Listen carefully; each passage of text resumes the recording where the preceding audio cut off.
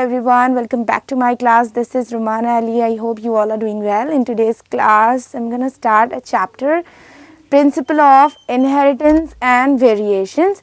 In this chapter, we are going to discuss about the inheritance. That means how the different characters are transferred from the parents to the offspring, and also about the variations. Variations are nothing but developing new characters. How the new characters can be developed, that we are going to learn in this chapter. So, the father of genetics is Gregor John Mendel. He was a botanist who conducted several experiments by taking pea plants to know about the genetics, to know about the process of inheritance and variations. So, in doing certain experiments, he chose pea plants. He chose this plant because of its advantages. So, let us first discuss about the advantages of the pea plant, and these are the advantages because of which Gregor John Mendel had selected the pea plant to conduct the different experiment. The first one is, it is an annual plant which shows certain characteristics, which shows different characteristics. The next advantage is, it has short lifespan or short life cycle, so that the increased number of offsprings can be produced. And these pea plants shows the presence of bisexual flowers. That means both male and female flowers are present in the pea plant. And the other advantage is, it can be grown and crossed easily, and it can be self-fertilized. It can undergo self-fertilization. So, these are the advantages that we can get by using the pea plant in conducting the different experiments, and these are the characteristic features of the pea plant that makes Mendel to choose this plant to conduct his experiments. So, after conducting the different experiments or several experiments by using pea plant, he made certain observations and he gave 7 contrasting characters. So, these 7 contrasting characters has been given by Mendel after the experimentation on the pea plant for several times. So, that 7 contrasting characters are, so the first character that has been given by Mendel is seed shape. Seed shape of the pea plant will show the domain trait as round. Round is the domain trait of the character seed shape, and the recessive trait is wrinkled. So, the shape of the seed may be round or wrinkled. The color of the seed may be yellow or green, and the color of the flower may be purple or white. The shape of the pod is either full or constricted. Full means it will be in a flat way. Constricted means it shows some constructions.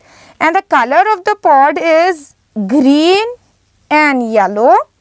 The position of the flower may be axial or it may be terminal.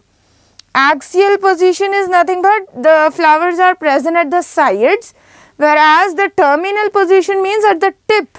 At the tip of the stem, the flowers arises. So, this is about the position of the flower. And when we talk about the 7th contrasting character, that is height of the stem, then it may be tall or dwarf.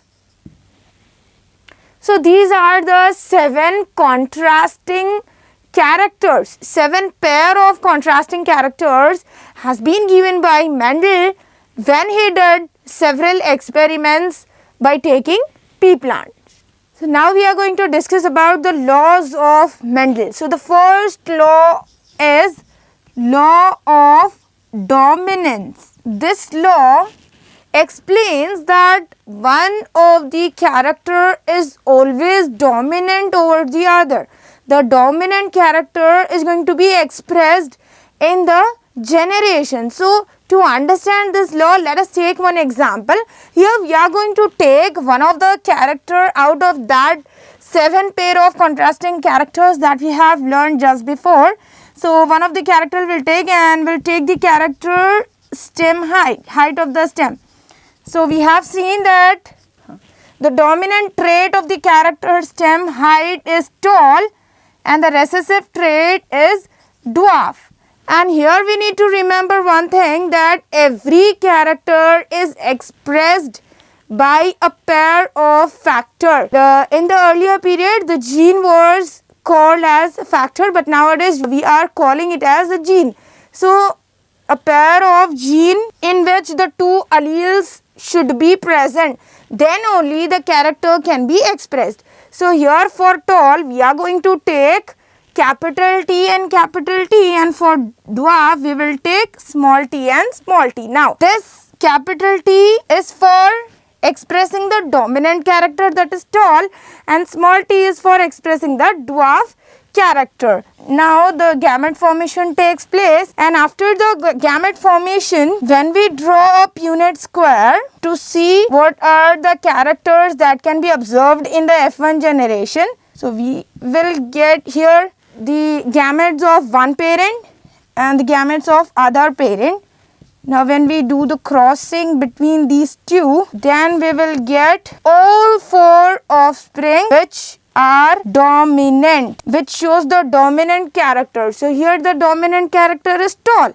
In the F1 generation, all the offspring shows the dominant character and they are heterozygous dominant. Now here we'll understand the difference between the heterozygous and homozygous. These are the homozygous. When one gene contains two same alleles, then that type of gene is called as homozygous one. That type of trait is called as homozygous. And if a character is expressed which contains two different alleles in its genetic structure or in its gene, then this is called as heterozygous. In simple words, same alleles, then we are going to say it as homozygous. Different alleles, if the different alleles are present, then it is called as heterozygous. So here the dominant character is expressed. All the offsprings of F1 generations are tall. Here the dominant character is tall. So all the four offsprings of F1 generation are tall. In this way the law of dominance can be explained, and here we can see that one of the character is always dominant over the other character, and the character which is dominant, that is only expressed in the F1 generation. The hybrids of the F1 generation will always shows or will always express the dominant character. The next law is law of segregation. So this law explains that out of the two alleles, we know that in one gene two alleles are present. So out of these two alleles, one will go in one gamete. In other words, we can say during gamete formation, the two alleles get segregated or separated to form the gametes. So this law explains this point. Now to understand this point, let us take again the pure gamete, the parental generation. We can say it as pure lines also. So here pure tall and pure dwarf characters are taken. Then here the gamete formation takes place. So now we can clearly see that out of these two alleles, one will go or one will participate in the formation of one gamete and the other will forms the other gamete. So in this way, during gamete formation, two alleles get segregated or separated. So this is called as law of segregation. Segregation is nothing but separation. Separation of two alleles in the formation of the gametes. Now the third law is law of independent assortment. To understand this law, let us take the example of dihybrid cross. In the dihybrid cross, we will take the two pairs of contrasting characters. So let us take the shape of the seed, that is round and wrinkled, and one more character is color, yellow and green will take. Seed color and seed shape, these are the two characters that has been taken here. This one is homozygous, round and yellow, and this one is homozygous, wrinkle and green. This parent gives four gametes, that is capital R and capital Y. Here also we will get 4 gametes, small r and small y. Now when these gametes fuses with each other, or when the fertilization takes place, then 16 offsprings are going to be produced. So this will become capital R, capital Y and small y. That means here the dominant characters are expressed. This example will also explains the law of dominance. All the 16 offsprings of the F1 generation will be heterozygous, round and yellow. That means they are going to express the dominant trait only in the F1 generation. And here we will see how the law of independent assortment is employed. So as these alleles are going and pairing with the other alleles, they are independent irrespective of the dominant or recessive trait. Independently, whether the allele is dominant or recessive, they can go with the other allele. So this is about the law of independent assortment.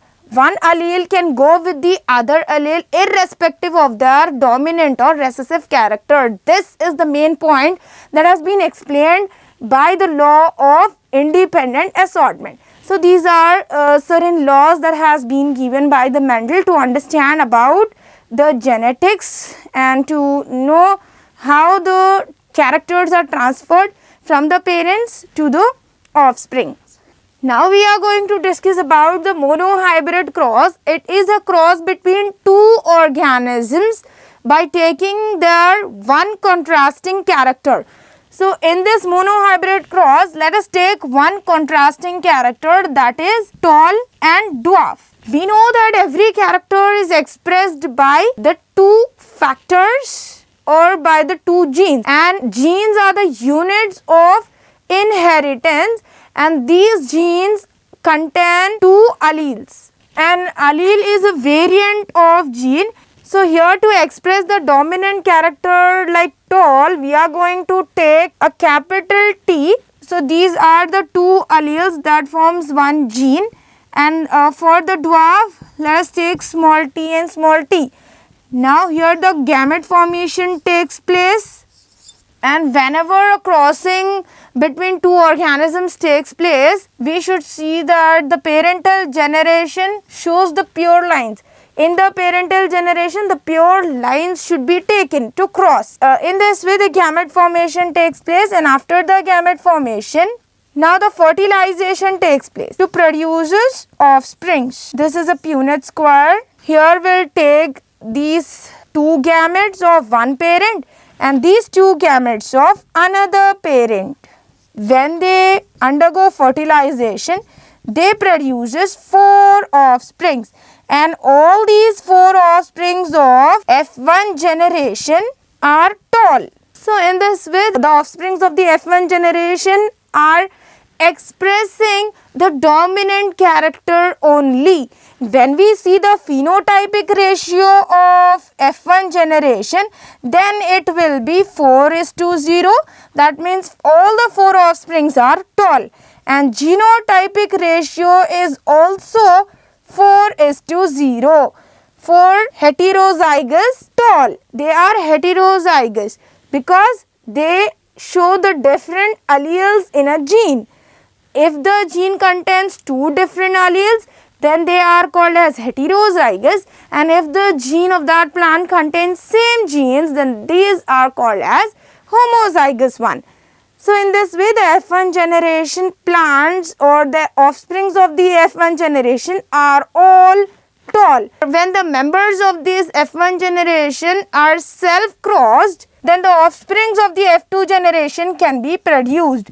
Let us see how the self-crossing takes place between the members of the F1 generation. When the members of the F1 generation are self-fertilized, then the gamete formation takes place, and here gametes of one parent, gametes of another parent. This will become T and small t. So 4 offsprings are produced. One will be tall, the other one will be heterozygous tall. This one is also heterozygous tall.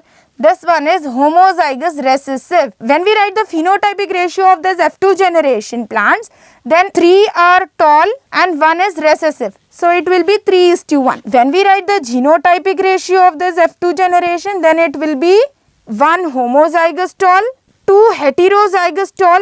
Why we are telling these plants as heterozygous tall? Because they contain different alleles in their genes. So these are heterozygous tall. So we will write here 2. And 1 is homozygous recessive. The F2 generation of monohybrid cross shows 3:1 as phenotypic ratio, and the genotypic ratio is 1:2:1. So in this way the monohybrid cross takes place. In the monohybrid cross, we will take the pure lines as the parental generation. One will always be dominant over the other one. So here the dominant character is tall and the recessive character is dwarf. When the crossing takes place in between these two plants, then the gamete formation takes place. After the gamete formation, 4 offsprings are produced in the F1 generation. All the 4 offsprings of the F1 generation are heterozygous tall.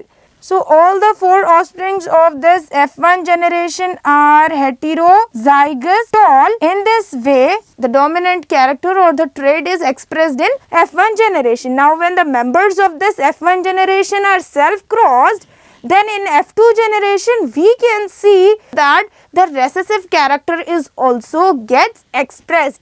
So when we do the self-crossing in between the 2 members of the F1 generation, then the phenotypic ratio of the F2 generation will be 3:1, 3 tall and 1 recessive is going to be produced, and the genotypic ratio is 1:2:1. That means 1 homozygous tall, 2 heterozygous tall and 1 homozygous recessive. That's all for today. Meet you in next class. Goodbye.